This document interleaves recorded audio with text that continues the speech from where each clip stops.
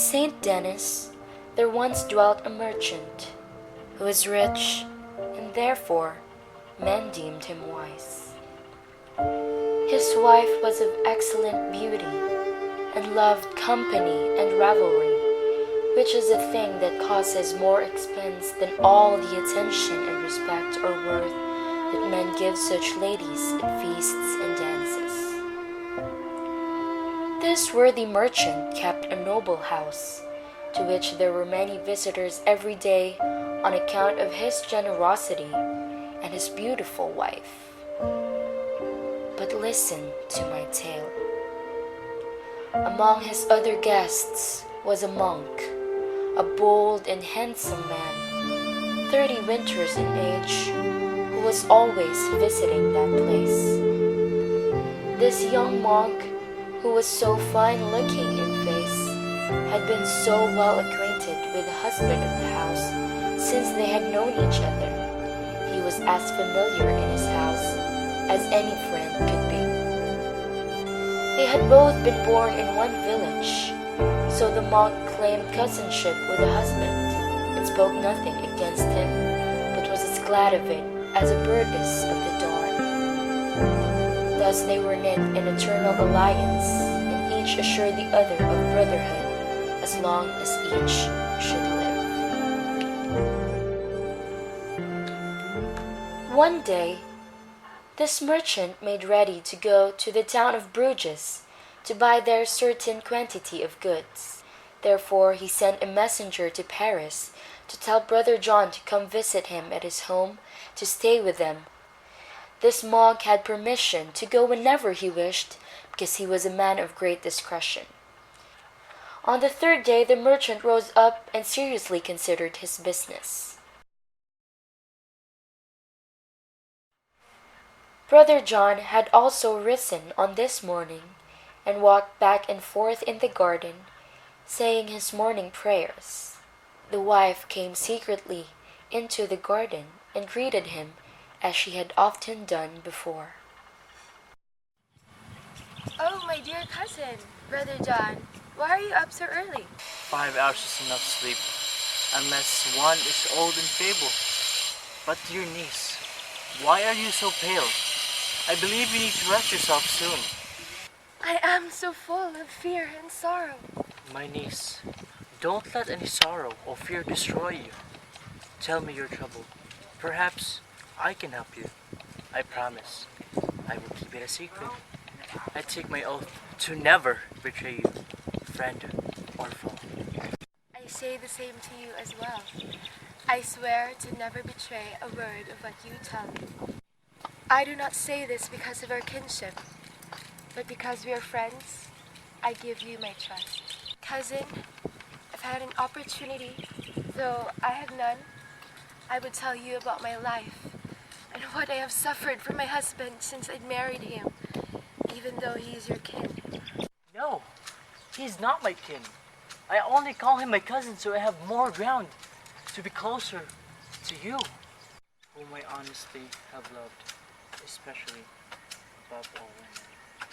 I swear this to God.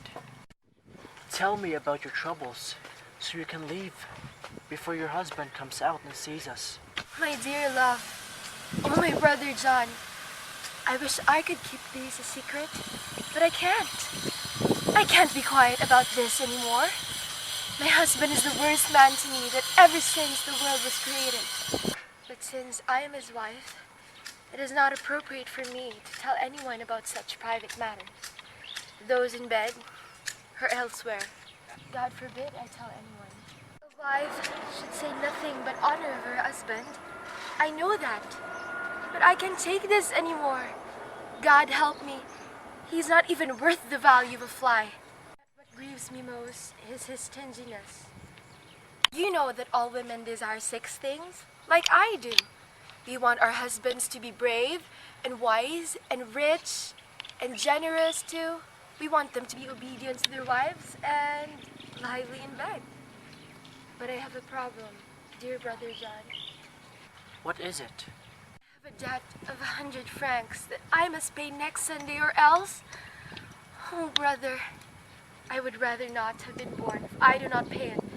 It will be such scandal and dishonor. Oh no! If my husband learns of this, I'm good as lost. Therefore I pray you, please lend me this sum of money, or I must die. Brother John, please, lend me these 100 francs, and I swear I will be so full of gratitude.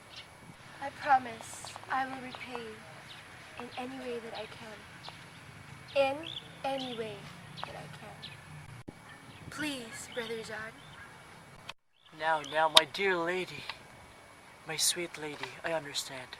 Hush now. I will help you.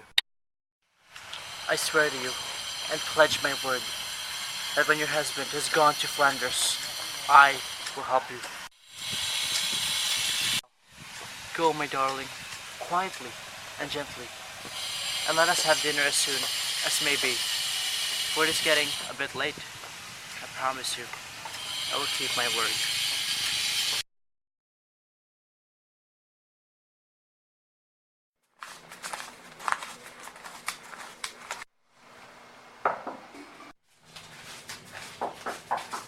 Who is it? It is me, sir. When would you like to eat? How long will you calculate and figure your sums, your books, and things? You have enough money, by God. Go out and leave your bags alone. Wife, I know you are not interested in business matters, but it is important for me to plan out everything in this world, or else we will stand in fear of chance and fortune. Tomorrow morning I will go to Flanders and return as soon as I can. Dear wife, be gentle to everyone and watch over the house and our goods. You have enough for a thrifty household. Come, let us dine with Brother John. And with that, he shut his counting house door down and went directly out. Without delay, a prayer was said, and quickly the tables were set, and they hurried themselves to dinner. And this merchant fed the monk richly. After dinner, Brother John took the merchant aside and said to him secretly, I see you plan to go to Bruges. May God guide you. But before you go, if it may be, I would like to borrow 100 francs. But let this be a secret, I beg, for I need it tonight. Brother John, dear cousin, this is a small request. My gold is yours whenever you need it, and also my goods. Pay it whenever you can. I am glad to be able to serve you. May God have mercy for generosity and hospitality. and so the merchant gave the monk these 100 francs. So the next Sunday, after the merchant had gone, Brother John arrived at St. Denis, his crown and head all freshly shaven. Everyone was glad that Brother John had returned. To go shortly to the point, this fair wife agreed with Brother John that for 100 francs he would have her all night in his arms. And so this agreement was indeed carried out. When the business trip was over, the merchant, out of true charity and great fondness, went to Brother John for a friendly visit, not to ask money of him, but to learn of his fellware and to tell him about his business. And so they met. Brother John. Cousin, I'm glad you have come back safe and sound. If I were rich, I would not hesitate to help you, just as you helped me and lent me gold the other day. Again, thank you so much, my dear cousin. You are very welcome, Brother John. Nevertheless, I paid the money to your wife at home. She knows well. Just ask her. Now, I can't stay long. I have matters to attend to at the moment. Send my greetings to your wife. Farewell, cousin, till we meet again. The merchant went home, and his wife met him at the gate as she always does. And that entire night they enjoyed themselves for he was rich and entirely out of debt, and he started to ask her about the money. The wife was never a bit afraid and told him boldly that she used the money to buy new clothes. And then our story ends as the merchant and his wife agreed to forgive the debt as she repays it